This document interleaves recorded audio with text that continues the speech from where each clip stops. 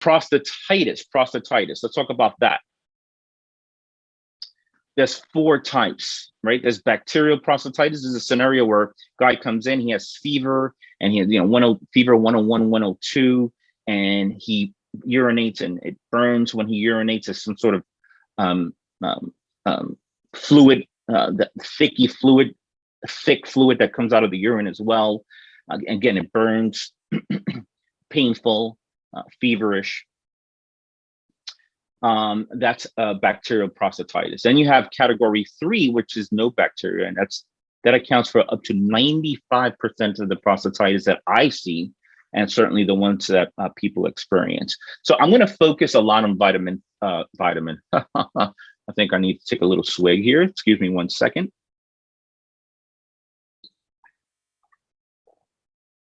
I'm going to focus on category 3 prostatitis mostly. All right, so pelvic pain is a serious symptom, particularly in the perineal area. That's the area between the scrotum and the anus, or pain in the scrotum and rectum, penis, lower abdomen. There's also urinary symptoms as well, things like urinary frequency and urgency. If typically category 3 prostatitis or chronic prostatitis comes with both pain and urinary problems, not just pain. So the pain can be, if it's only in the pelvic area, it could be just pelvic pain. But if it's combined, if the location is in the perineal area or testicles with urinary problems, then that's probably more prostatitis. And then there's ejaculatory symptoms that are there also. Oftentimes it's premature ejaculation or painful ejaculation or just erectile dysfunction. How we look at it is, as doctors, is we take a medical intake form, the NIH-CPSI, which is a questionnaire similar to IPSSI, that we look at. During the rectal exam, it's a little tender, so the patient is like jumping off the table. Look, a digital rectal exam, a prostate exam, is never comfortable for anyone.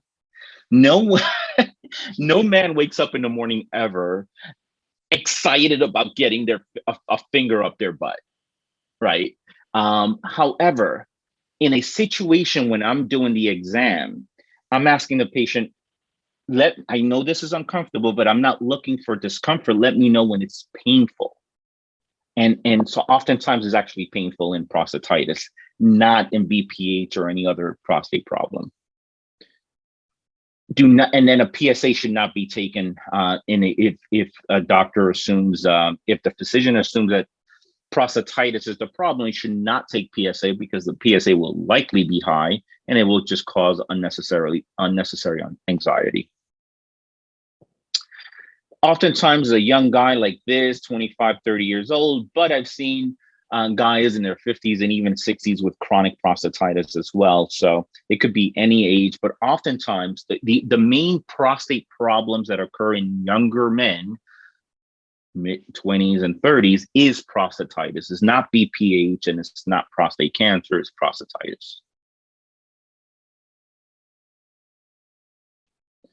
Let's see. One of the go-tos is quercetin. I love quercetin. Quercetin, and it's a good, as an aside, quercetin seems to be protective against COVID as well. And you might have seen that, but quercetin is an excellent anti-inflammatory. It's been used in prostatitis for a while. I use quercetin quite a bit. And it also has an antihistamine benefit. So histamine are these inflammatory molecules that people get in their sinuses, but you have histamine production in other parts of the body, not just in the sinuses. That's why you go for the antihistamine over the counter, right? But you have histamine production in other parts of the body. Seems to work very, very well for prostatitis. I use spasmolytic herbs quite a bit. These are herbs that calms down muscles. I think a lot of the times that I see prostatitis is they have tight muscles around their pelvic area.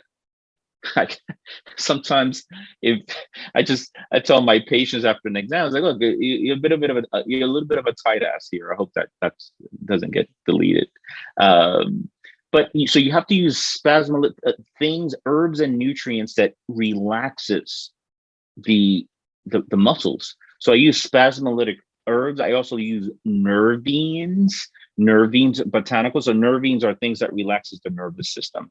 So these are the herbs that I like to use. I love ginger. I love ginger. It's one of my main go-tos because it's spasmolytic, is also anti-inflammatory. Kava, it's also used. I use it sometimes, but kava, so when you look in the answers, well, be careful because it can cause liver problems. It does not. It does not. It would not cause liver problems. And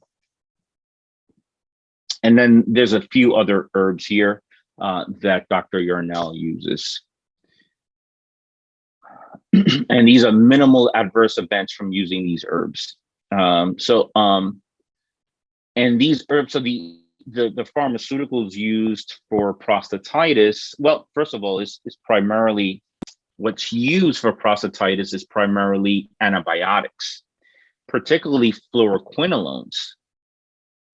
And I say this because in about 20% of the population, fluoroquinolones could be a huge problem that it's hard to reverse. So you want to be careful. If someone has prostatitis, I would not suggest antibiotics. I repeat, I would not suggest antibiotics unless they present with fever. And even then, I would be careful. And it should not be fluoroquinolones, maybe doxycycline. Fluoroquinolones are your Cipro and Levaquin drugs, and they seem to cause damage to the nerves from oftentimes from the waist down, where they have now neuropathies and all the kinds of nerve issues and ruptured tendon issues. So I would be very careful, not to mention all the gastric problems that all these antibiotics do to the patient, including getting rid of the microbiome and all these things that are important.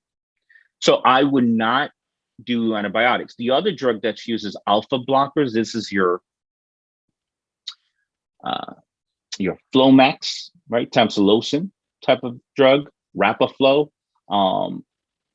But these drugs do cause retrograde ejaculation and hypotension. Now, I said before, I'm an integrative doctor, whatever works, that doesn't cause too many side effects. So I don't like fluoroquinolones. These alpha blocker drugs are pretty good drugs in general for the prostate. Again, I go for natural, but if I'm ever hitting a wall, then with a patient, I sometimes go for a very small dose of one of these alpha blockers, and they seem to work very well. Okay, so I don't mind those drugs at all. Okay, that's a formula for urinary frequency that contains all these spasmolytic herbs. And that's from Dr. Bone from the UK, herbalist. Anti-inflammatories, I use boswellia, curcumin, ginger, and quercetin. These are phenomenal. And again, these are not your typical prostate herbs, right? You don't see saw palmetto here, but this is kind of the regimen. And you can only fit so much in a capsule, and you can only give the patient so much. So this is my go-to for prostatitis and BPH. So flower pollen extract has been used successfully for prostatitis many times. Flower pollen extract.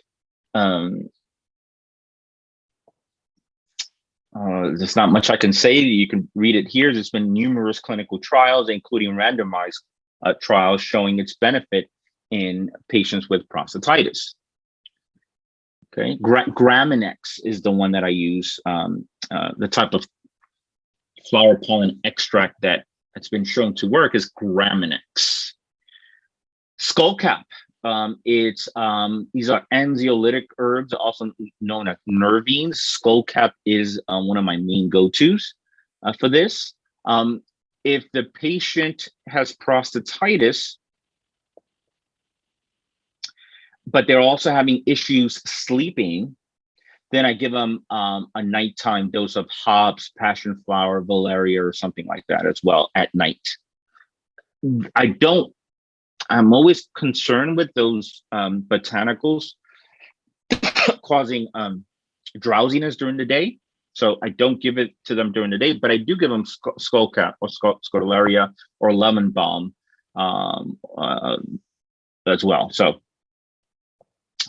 or piper methysticum, so kava. Okay, I would give them, but my main in formulas that I've either been a part of or that formulated, or that I formulate, I use primarily scutellaria as my main anxiolytic, but these others are good too.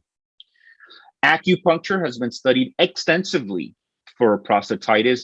They've looked at numerous randomized clinical trials and over 400 patients by now, and it shows to be effective for pain for the most part. My experience, I'm also an acupuncturist, and I do acupuncture for male problems.